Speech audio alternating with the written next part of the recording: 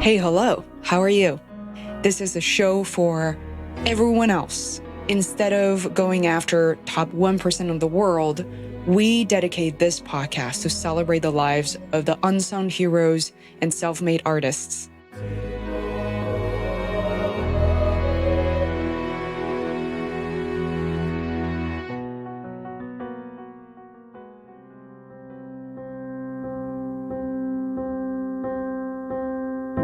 Like some people, their business was failing. They need cash flow now. They need to move forward. And the big thing that was holding them back was mindset. A lot of times, strategy. I could teach strategy and techniques and all that all day long, but unless their mindset is in the right place, none of that's going to matter. When you go into a business and you become an entrepreneur, it's different. Right? You get paid for results. You don't get paid for time. You can put 40 hours into your business and make no money. People say to me, what's your rate? What's your hourly rate? And I say, well, obviously I know roughly how many hours I'm going to be working with a client to get an outcome, but it's not so much about an hourly rate, it's about the value that you're creating for them. What is the outcome that you're creating? But what I also look at is what are the other areas in their life? Because to me, success is holistic. So even though I'm a business coach, I understand that they're a human being. I'm working with a human being that has a family, that has relationships, health, desires, goals, and their personal goals, as well as business goals.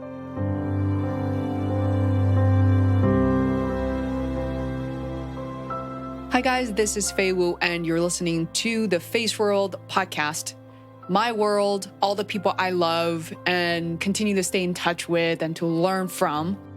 If you are a content creator or a podcaster, I think you'll find this episode helpful in finding your voice, understanding the process, and playing the long game. There's much to be said about playing the long game, but how do people do it in the field remains a mystery to a degree. It's not as glamorous as you think. And it doesn't start or end with a Tesla or whatever it is that you're into.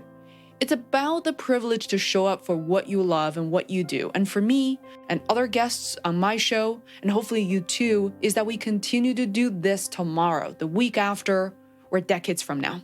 Today on the show, I'm joined by Nicole Jansen. For the past 30 years, Nicole has coached and trained thousands of leaders, helping them achieve extraordinary results in business and in life. She is a certified human behavior specialist, business breakthrough coach, and strategic intervention coach. Nicole has developed her own very special brand of mentorship, which focuses on tapping into your own strength and true purpose to create lasting results and success.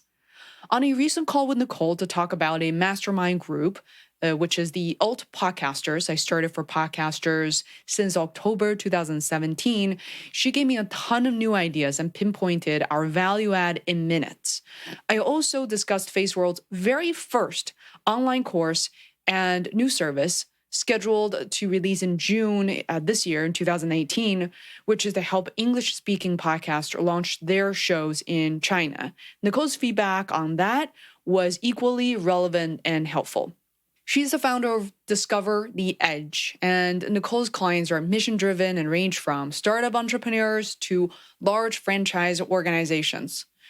Recently, I also appeared on Nicole's podcast called Leaders of Transformation, after she reached out to me on Facebook, out of all places. It was a delightful conversation and a continuation from our chat on the phone earlier this year, because Nicole isn't only a coach, but a podcaster herself. She brings that unique point of view to our show. Without further ado, please welcome the lovely Nicole Jansen to the Feisworld podcast.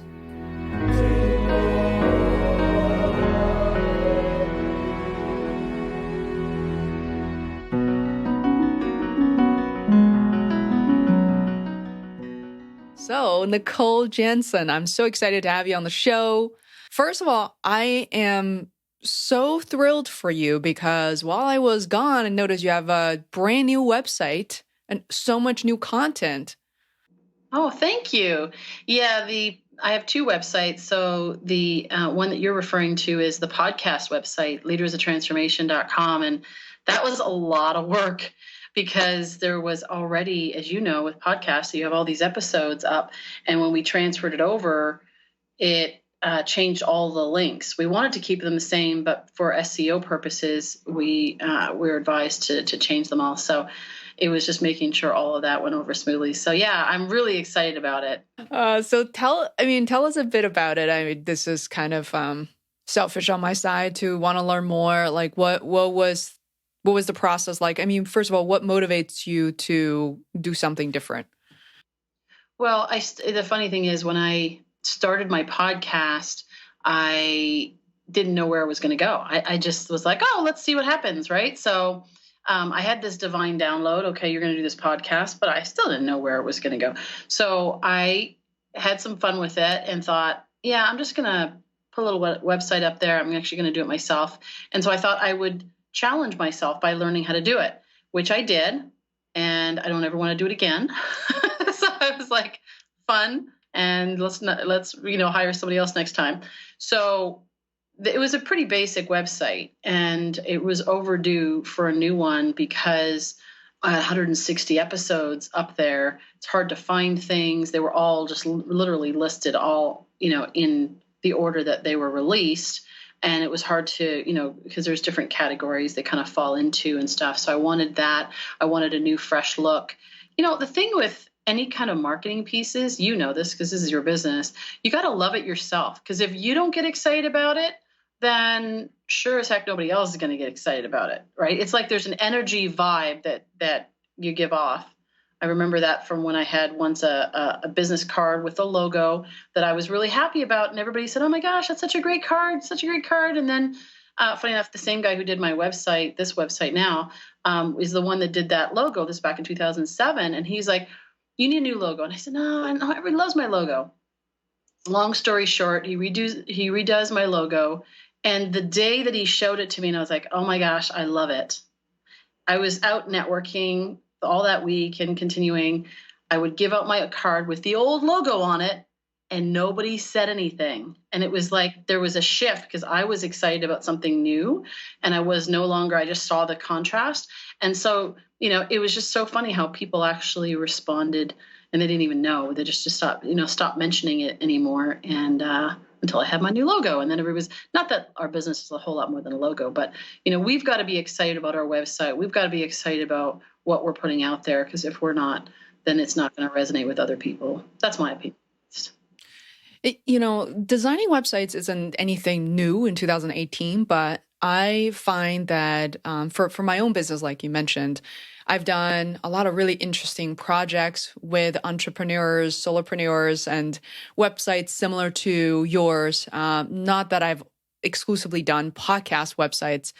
It's been so interesting having these conversations and watching the process and learning from it and having, one-on-one conversations with business owners.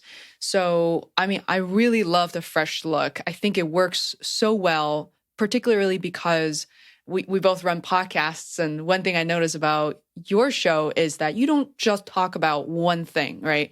Like super narrow. And, but instead you talk about spirituality, relationships, health, leadership, transformation, all of that. So one thing I notice is that you are laying out all of them and giving a preview into, what some of these people are about, what they look like. And so did you come up with this idea on your own? I mean, how did you go about this? Because homepage and just user experience can be really tough on your own. Well, I do have to say that I did not design it on my own. Certainly, Harv Craven. This is a plug for Harv Craven from harvcravendesign.com. Amazing guy, and I'm so grateful. In fact, I put him on my website. He's actually there it's the About page at the bottom, and I give a thank you out to him. And actually, it's funny because I shared my website before it was live with a few people, and I had a couple of people going like, "Why is he there?" Right? It's kind of odd, and to have, because normally people will put right on the bottom of a website, designed by, and there's just a link. I wanted to acknowledge the hard work that he put in designing it and taking my ideas of what I wanted and creating that visually. And of course, doing all the functionality and everything. And so I wanted him there. And I thought, no, that's what, as a leader of transformation, and I've got to walk my talk, right? So I celebrate people's genius. I am excited about and I'm grateful for what people are doing out there, that even they're supporting me. So so he actually was the one that designed it. We looked at a number of different websites. There's a lot of podcast websites that are really busy. Some big names. You and I both know them well. They're some of the biggest in the business, but their website just seems so busy, or so self-promoting for the podcast host, and I didn't want that.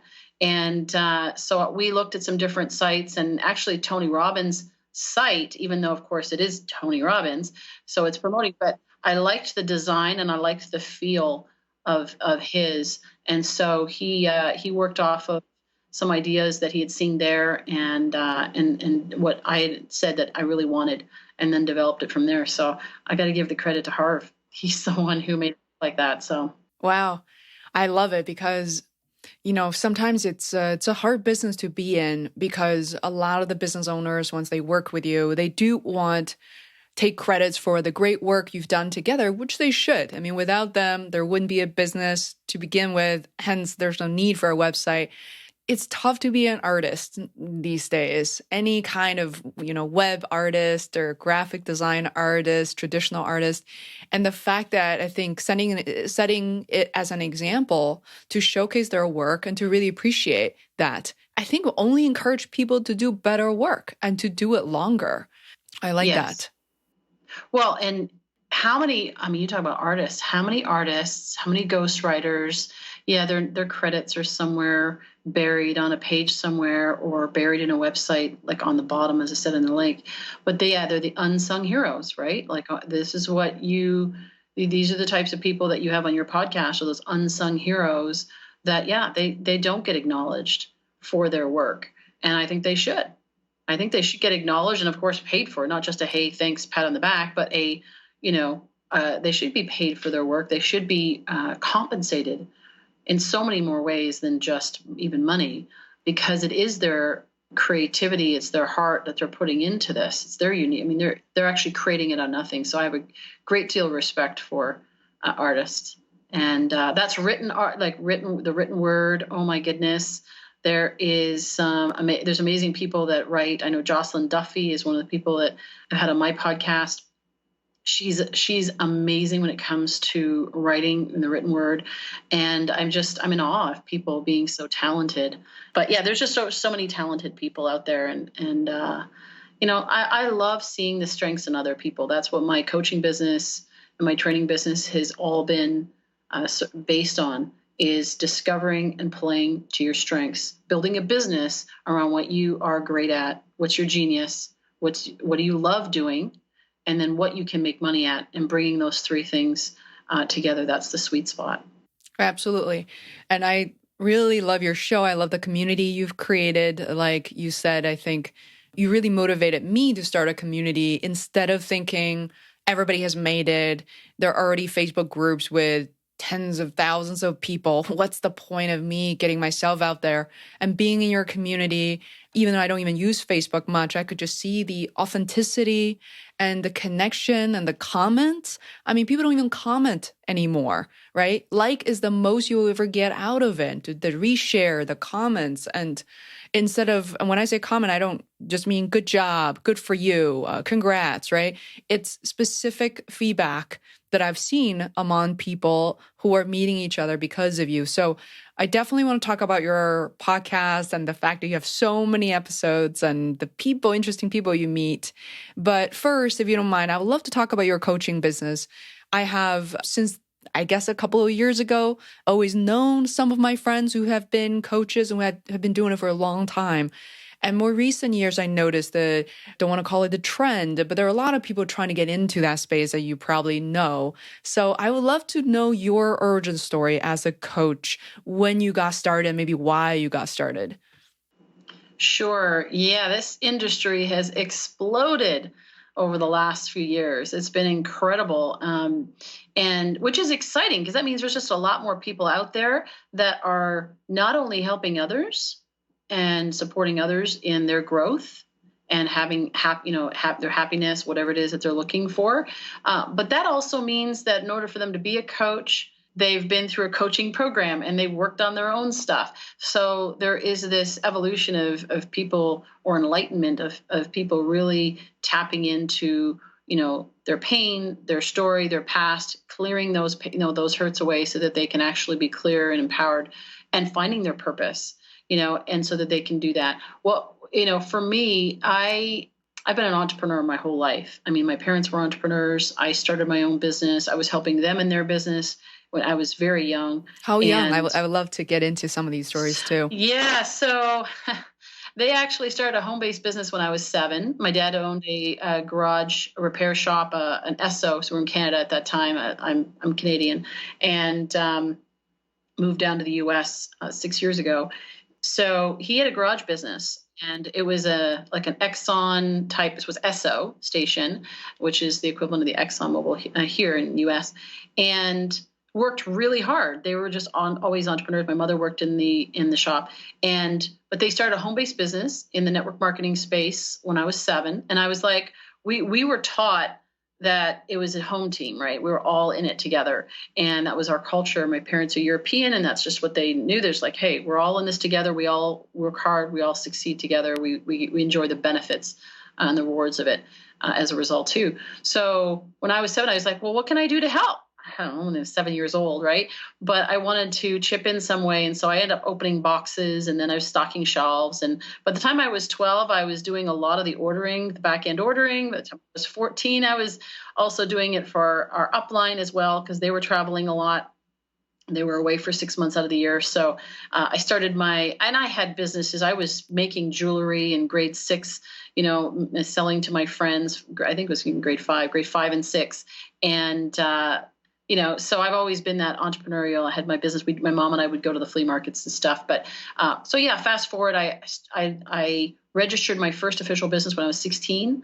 And in the process of that, and also working in my family's business, I ended up onboarding a lot of people, entrepreneurs. So I started my own network marketing team, but also did outside of that sales and marketing, B2B business sales.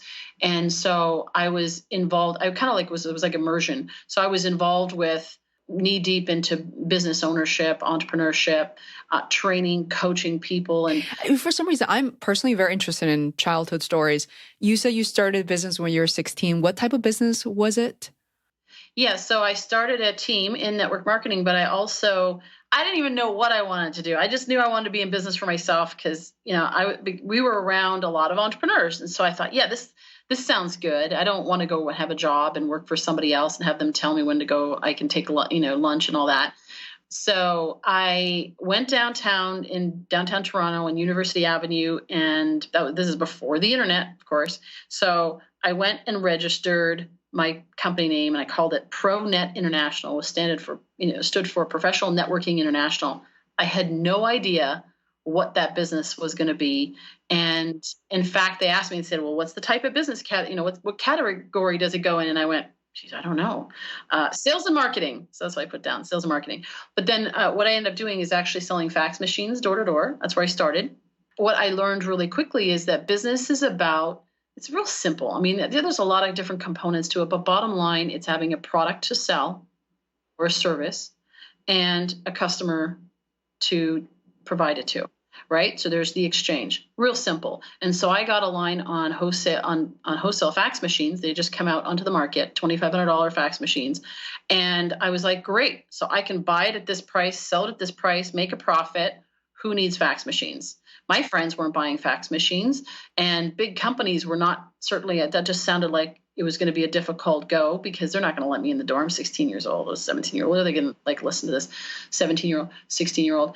So I just thought, well, the first, the shortest path from point A to point B is going to the industrial areas and walking in. So I went door to door and started walking into smaller businesses and getting to the decision maker and sharing them with them what I had. And I quickly realized I wasn't passionate about fax machines. So I went on for fax machines and sold all sorts of things under the sun, products, services, mostly business to business, and spent quite a bit of time doing incentive programs, actually, for employee incentive programs, client gifts, those types of things. And yeah, one time I was actually in, I think it was Volvo, and they said, I don't know how I ended up there, but I was in my early 20s and I was selling them these incentive program, these things that we had. And they said, well, this looks good, but what's really new these days is baskets. Do you sell baskets? And I went, absolutely. How many do you need? And they said, we need 175 baskets for, 3 weeks from now. I went, no problem. What's your budget? Okay, great. And I left there and I went, where the heck am I going to find these baskets? But I did. I found them. And so I was now in the basket business. But that's just, just being resourceful. And so, yeah, fast forward to that, of course, you asked me about how I got into actual coaching. I didn't really see any of that as coaching. I just was doing what I was doing. I was helping people launch their own business. I was out there networking a lot, going to a lot of networking events, teaching people what I learned. And then, of course, through the business that I ended up partnering with my parents on, and we developed a very successful 7 8-figure business there. And so we had a lot of people, thousands of people that we helped to launch into business for themselves. So there's a lot of onboarding, training, coaching, mindset work, of course, along the way.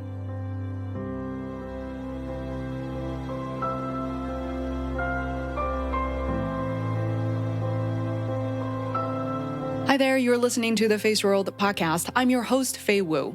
Today on the show, Nicole Jansen, who has coached and trained thousands of leaders, helping them achieve extraordinary results in business and in life.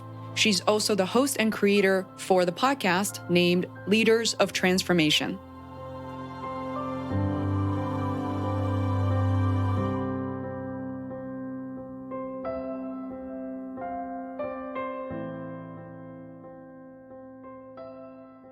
I didn't realize that maybe the beginning and the inception of your own coaching business was, had your parents involved. Well, they weren't. Yeah, that was in the network marketing business. So So I never thought of it as coaching them. We were just doing what we need to do because this was part of the model, right? But it was later when somebody asked me, and I started to Discover the Edge in 2005. And I had someone shortly thereafter, I was doing workshops. I was teaching people personality dynamics because I'm certified in teaching DISC. And I had people starting to come up to me and saying, I want you to coach me. And I would say, I'm not a coach. I'm not. I was thinking therapist back then. There weren't that many coaches that I knew. And so I thought therapist, black couch, ask, Socratic questions and let them figure it out eventually, self-discovery. And it just seemed like a very long process to me. I didn't really, I was like, I'm going to tell you what you need to do. I'm not going to let you, wallow in it for that long. No. I really want you to help coach me in growing my business, whatever. So I ended up doing that and also did some life coaching as well. Just people from different places started coming and asking me to coach. And so I agreed to coach them. And I'm like, wow, how do I do this?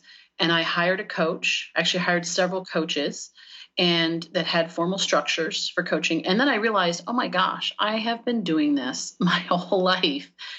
And that's where it started. But yeah, my mom is actually one of my greatest coaches, is my mom. My dad, I would say he's not really much of he was never much of a coach. He actually was, but he's more of a cheerleader, rah type of coach. Hey, well, champ, you need both. You'll be awesome. Absolutely need both. Yes. So, as you can imagine, I bet there are plenty of people who come to you for two reasons. One's they're looking for a coach, word of mouth, learn great things about you. But also, have you experienced people coming to you because they want to become coaches themselves? And if so, what are some of the advice that you give them? Yeah, great question. And I've had a lot of both. Certainly, as I developed and I wanted to develop my coaching skills, I didn't just go with what I had known and even from what I got from my coaches that I'd hired, although that is a great way to learn is firsthand. I mean, some of these coaches, they're taking a weekend course and they are now a certified life coach. right? And hopefully they have life experience that they're borrowing upon, and it's a natural gift for them. For me, what I did is I got to the point where I wanted to get better results for my clients and faster. It's like, what does it take to compress the space for them? Because some of them don't have, I'm a results driven person, but I also saw the urgency. Like some people, their business was failing. They need cash flow now. They need to move forward. And the big thing that was holding them back was mindset. A lot of times, strategy. I could teach strategy and techniques and all that all day long, but unless they have their mindset is in the right place, none of that's going to matter. And so I started doing coaching programs, advanced coaching and leadership programs, honing my skills and saying, what does it take to, and that's why I do actually enjoy Tony Robbins and appreciate him, because he's a master at it, right? Some people like him, some people hate him, whatever. I've been to his workshop, 2 days, 3 days, I forgot. The guy knows what he's doing. I mean, you see him when he does intervention, he's very powerful and he's got a lot of techniques. So I ended up, one of the programs, I worked with Blair Singer for about 5 years. I've worked with Advanced Coaching and Leadership Center. I did a Tony Robbins 1 year strategic intervention coaching program with him. No way. 1 year with Tony Robbins, you said? Well, it wasn't, it's a group coaching. It's through Robbins Madonna's training, but it's based on Tony's material. And so what they do is it's Chloe Madonis and Tony Robbins, and it's facilitated by Mark Pasha and his wife, Ma Magali, amazing coaches. What they do through that year, they give you a year to complete it. Basically, you can compress it and do it in 6 months, but it's online work, and then they have buddy partner sessions and different things that they have in live calls and stuff where you can ask questions. But it's unpacking his work, how he does it, how you can use it in your own coaching. So it was fantastic. One of the best programs that I've done. And so when you say, like, when people come to me and they want to be a coach, they've got to realize that, number one, you do need to, deal with your own stuff, right? You got to get past your own stories. We've all got our stories. We're always peeling back the layer.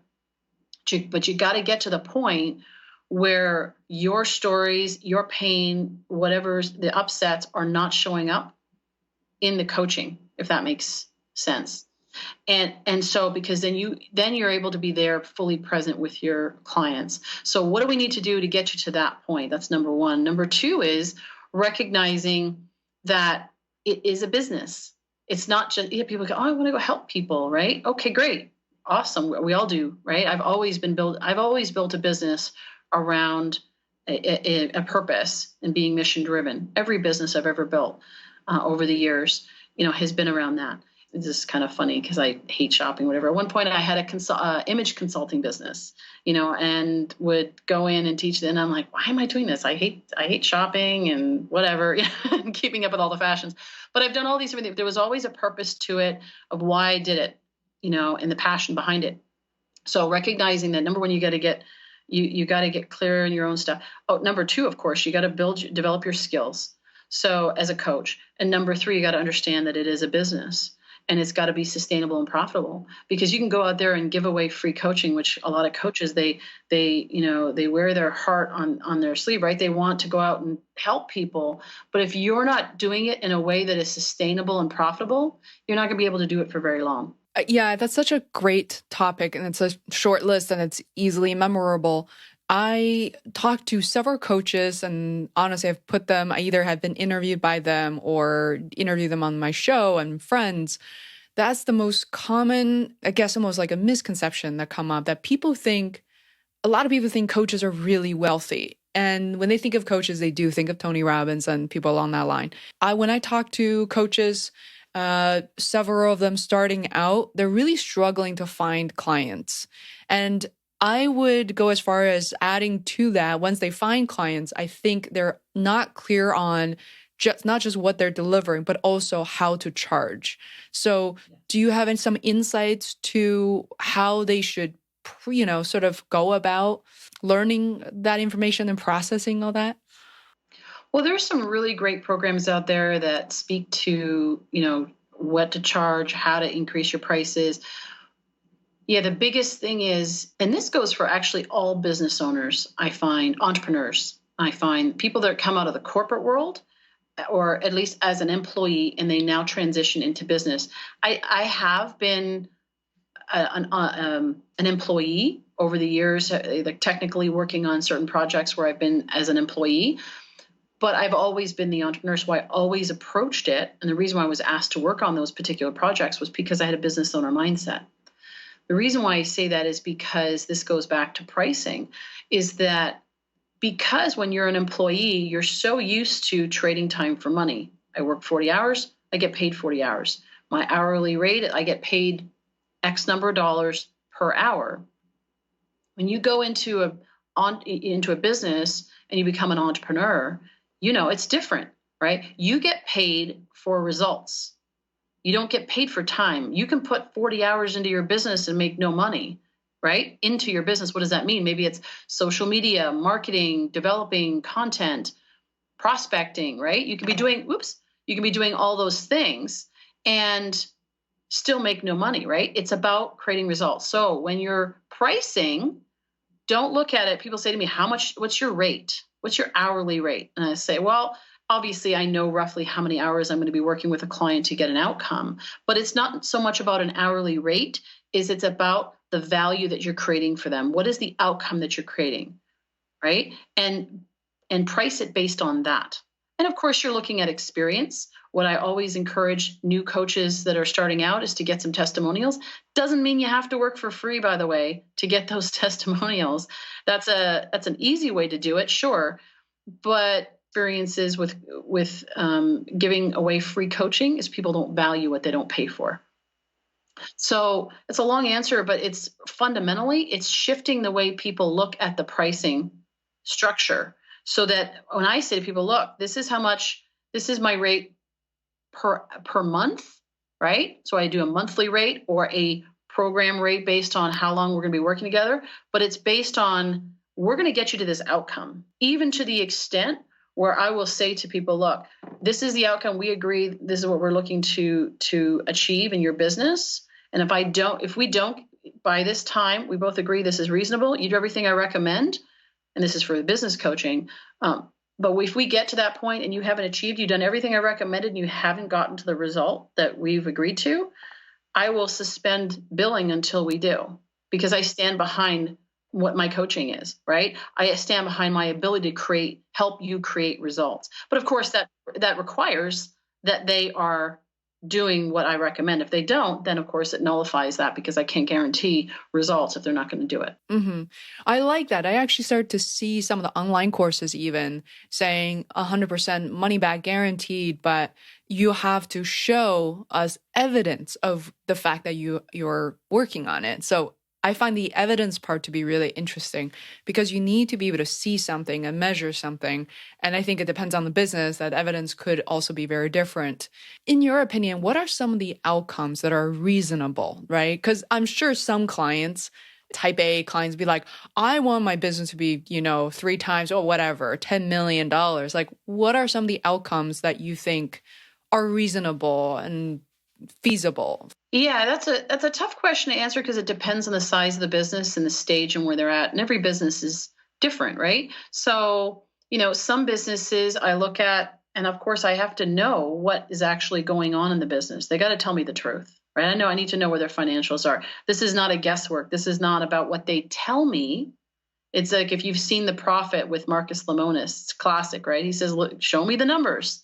Then I'll know, right? You can tell me all day long what you think the business is, but when we look at the numbers don't lie. So we look at those and we look at patterns and we see where the business is at. And then we look at, and I look at and say, okay, where do you want to go with this? By when? What do you have in place? And I also look at mindset. Where are they at? Like, how coachable are they? What market are they in? What product? What is the potential in the market? So there's different factors that I look at. But you're right. A lot of people are unrealistic. Another thing about when people are hiring coaches, now let's look at the flip side. People that are hiring coaches, I've had people that have said to me, and I've literally coached thousands of people over the last number of years. This has been now 13 years or so formally, right? Plus even way before then. And, you get people that come to me and they'll say, okay, well, I need you to motivate me. or I need you to fix my business. Well, that's not my job, right? So be clear when you're the coach, be clear with the person who's coming to you about what the expectations are, what their expectations are, and what your expectations are. It's a two-way street. So I'll interview them as much as they're interviewing me, because if I'm going to put my reputation, my name behind it, then I need to know that they're committed, they're ready to play, right? Because otherwise it's going to frustrate me. And there's been times, not too many, but I have fired clients because they aren't doing what they said they were going to do, and they're not taking the recommendations, and they're not being coachable. And I'm like, you know what? I can't take your money. Like, this isn't why I do this. I don't do this to make money. Certainly that's part of every business needs to be profitable, but I do this because I want to make an impact. And when I can help you get results, I'm happy. And there's been times even when I've had clients that have been happy with the results, but I don't feel happy with the results because they still are they're playing small. You know what I mean? Like, they're like, oh no, this is good. And I'm like, no, we're not scratching the surface yet on what we said we were going to do and or what you're capable of. And it's not my goals, it's what they want, right? And getting them what they want. So it's a tough question to answer from that standpoint. But you need to be reasonable. And even as a life coach, right? Somebody wants to transform look. I mean, I don't guarantee it. Because again, it depends on each person. I don't make guarantees, and guaranteed I'm going to increase your sales by this much money or whatever. My average is, been about, well, it kind of ranges between 15 for certain businesses, 15% to 85%. On average, I say between there is about 50% if I average it out all across the board, and doing that within 3 months or so. But to me, it's not just about that initial uplift. It's about building a sustainable, profitable business. So my goal is doubling the business year over year. You know what I'm saying? So there's a lot of business you can supercharge it right in the beginning and then it falls later. So for me, it's about, great, let's get that initial upswing. And I've helped people increase their sales 150% in 4 weeks.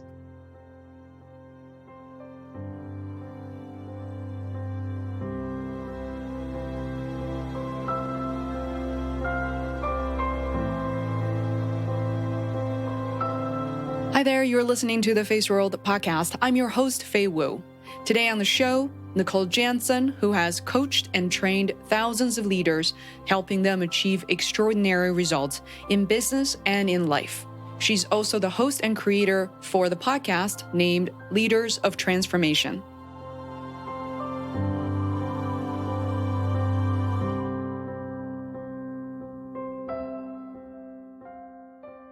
So first of all, thank you for the details, because just by dissecting the question and making the question better is a great way to answer it.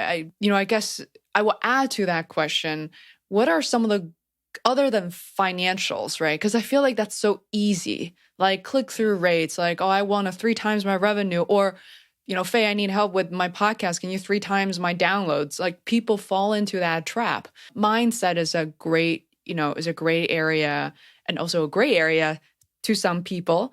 What are some others? Could you think of like a couple of other examples where people ask you to, help them achieve X or Y that's outside of those categories? Absolutely.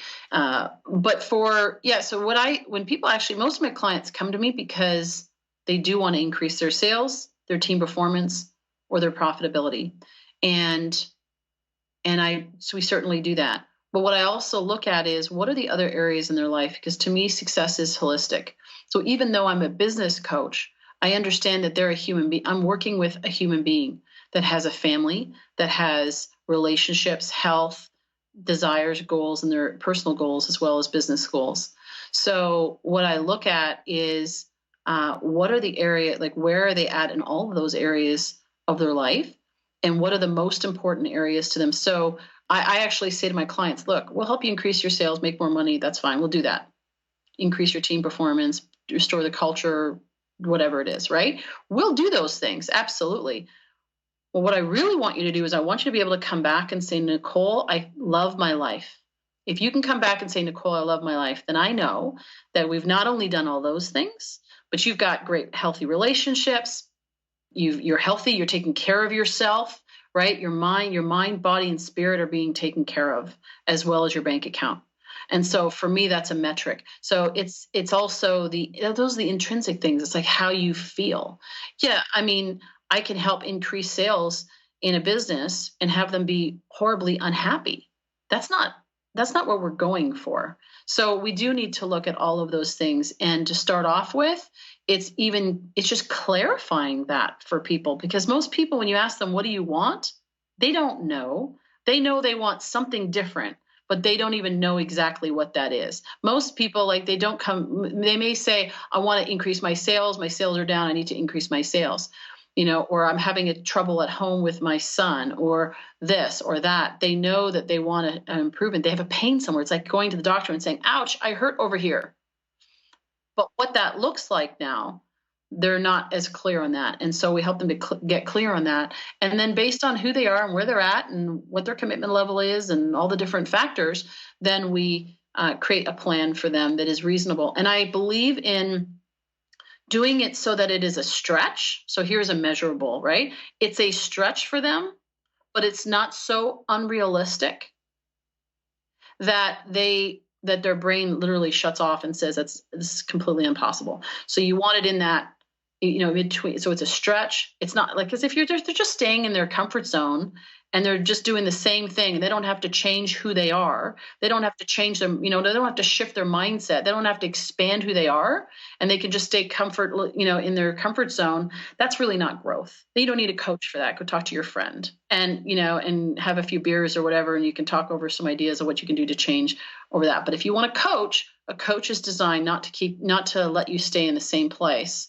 It's like when you say, I want to create a new comfort zone. I want to create something new, transform an area in my life. And so it's got to be a stretch, but not so far that it's unrealistic. Oh, I'm going to make $1 million next week. Well, you could, and there's lots of people that do that, right? There's people that make millions of dollars a day. But if you haven't made more than $50,000 a year, you know what? That might be a little bit of a stretch. Yeah, we got some work to get you there. In mindset, and actually that's the biggest thing, is it's the mindset. That's what keeps us all, and that goes for all of us, right? That's why we are where we are, is because of our mindset influence and impacts the behaviors that we take, which impact the results that we get. Yeah. I mean, I really love the level of details. I think it's really fascinating. People who are coaches like yourself have the ability to interact with so many people. If it wasn't for the business, I mean, this is not the only reason. I can imagine you taking another job and still being able to, outreach and connect with many. But the fact that, for example, you connected more than 1,000 people through your coaching program. And I want to just try to smoothly transition that by saying that in addition to your coaching program, we're connected. I am not currently one of your clients because you started a podcast. Now, a lot of people think, oh, anybody has a podcast, it's easy to do. But when you actually ask someone to do it, chances are 99% of the people you talk to won't start one. I bet there are a subset of that who really tried, but then felt like they didn't like their voice. They're not quite sure about the cover art. The next thing you know, they sit on some audio files for 3 years. So I do want to talk for 5 minutes or so about your show. First of all, when did you start your show? Did you have a goal or a vision when you first started? Yeah. So yes and no. I had this divine download, and it was actually in August, it'll be 3 years. I woke up early one Saturday morning, and it was like this divine download saying, you're going to do a podcast. It's going to be called Leaders of Transformation. You're going to interview all these, amazing difference makers and world changers and showcase what they're doing, how they're making a difference in the world. And that was it. And I was like, when are we doing that? Now. Okay, awesome. So I got on the phone immediately and called somebody that was 4 hours ahead, because it was like 4:30 in the morning. So I called somebody in Halifax, and he was up because it was 8:30 in the morning. And I said, hey, what do I need to know about this podcasting thing? And he gave me some basic tips. That was Mark Mawinney from Natural Born Coaches. And he gave me some tips, and I was off to the races. That was Saturday. So I spent the morning putting it together. And you're right. A lot of people talk about podcasting and they sit on it, or they do a few and then they drop off with it. that vision, so that initial vision, so that's why no, I didn't plan on it and said, hey, I want to do this. It was kind of this inspiration. And there was a vision that came with that, which was to showcase the people that were making a difference in the world. And as I started to think about that and unpack that, because I'm a big picture person, I like this. I'm also very good at strategy and stuff. And so I looked at that and said, where can that go? And then I pictured, wow, you know what? For years, my purpose has been to transform the way people see themselves, the way they see others, and the way they see the world around them. And so this ties perfectly into that, and it gives me a platform to do that. And so the vision became, wow, I could actually make a difference. I could speak into that. And then as I went along, the vision developed itself along the way, where now it's like, wow, you know what? I'm crazy enough to think, as I kept talking about, and my mission was the global transformation, facilitating global transformation by inspiring active, elevating conscious awareness, inspiring active leadership. Well, what the heck was that going to look like, and how that I was going to do that? I didn't know, but it's starting to come into play. So for those people that are out there just even thinking about starting a podcast, my gosh, you know what? If you have that inclination, why don't you just do it? Stop thinking about it. Just go out there and do it. What's the worst thing that can happen? You do a few and you don't enjoy it, but you never know. The other side of it, the flip side is, what if it does work? What if you have a lot of fun? And one of the greatest gifts that I've gotten out of this is the fact that I have met so many amazing people. Like you said, we wouldn't be having this conversation if it wasn't for this podcast. What an incredible gift it has been for me. That's actually been one of the biggest blessings, if not the biggest blessing, over the last 3 years. Are the people. Sure, I've learned a lot from podcasting about marketing and communication, all that stuff. All that stuff's nice. But the biggest thing really is, and I feel fulfilled. I feel really fulfilled in doing it. But just meeting the amazing people that I've met, oh my gosh, it's extraordinary. I wouldn't trade it for anything. I couldn't agree more. I mean, I just keep saying I agree, but it's true. I think podcasting is the best decision I've made in the past 3.5 years, and transformed my life too. I do want to spend a couple of minutes, because something you brought up when we first connected was the fact that you and I echoed when people get on the show. Like, for example, when we invite others. Very rarely, but the question does come up, is how many downloads do you have? Who are you? I mean, lots and lots of those questions. How do you answer that? Well, more importantly, why do you think, if a podcaster is listening right now, or somebody's considering to be on a show, why is that a wrong question? Why does that question why does it have so little value that we talked about? Yes, is that it's not about the number of downloads. You can have thousands, millions of downloads, whatever. It's really about, again, this comes back to, what's the purpose of your podcast, right? Are you looking to make a difference?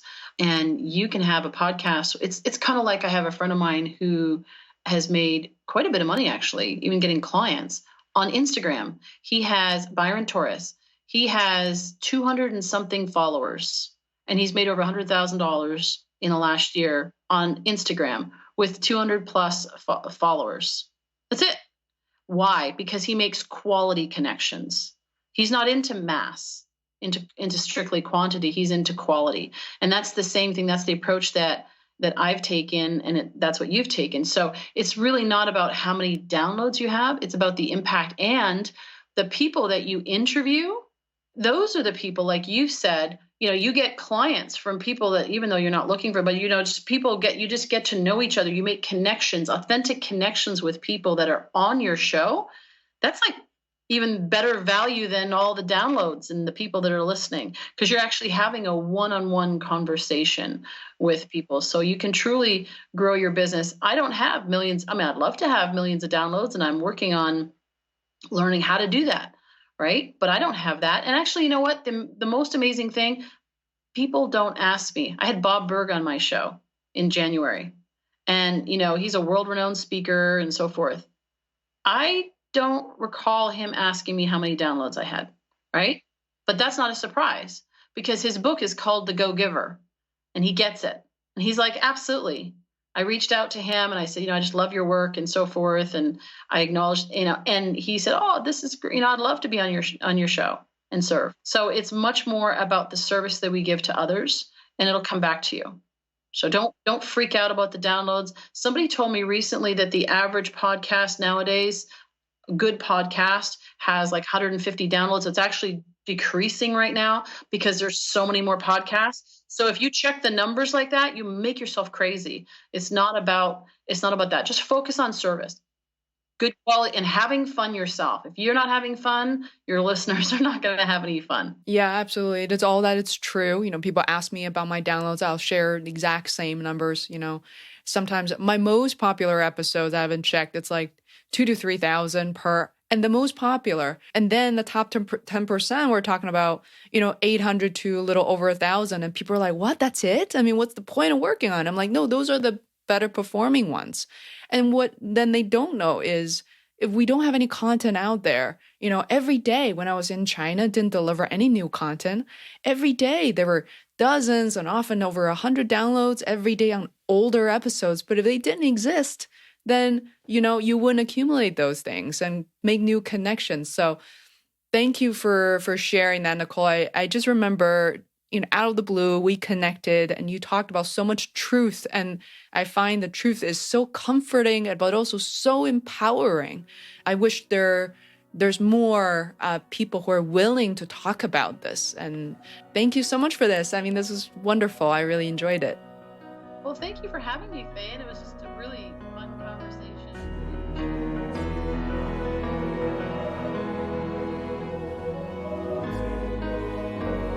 Hi there, it's me again. I want to thank you very much for listening to this episode, and I hope you were able to learn a few things. If you enjoyed what you heard, it would be hugely helpful if you could subscribe to the Feisworld podcast. It literally takes seconds. If you're on your mobile phone, just search for Feisworld Podcast in the podcast app on iPhone or an Android app such as Podcast Addict and click subscribe. All new episodes will be delivered to you automatically. Thanks so much for your support.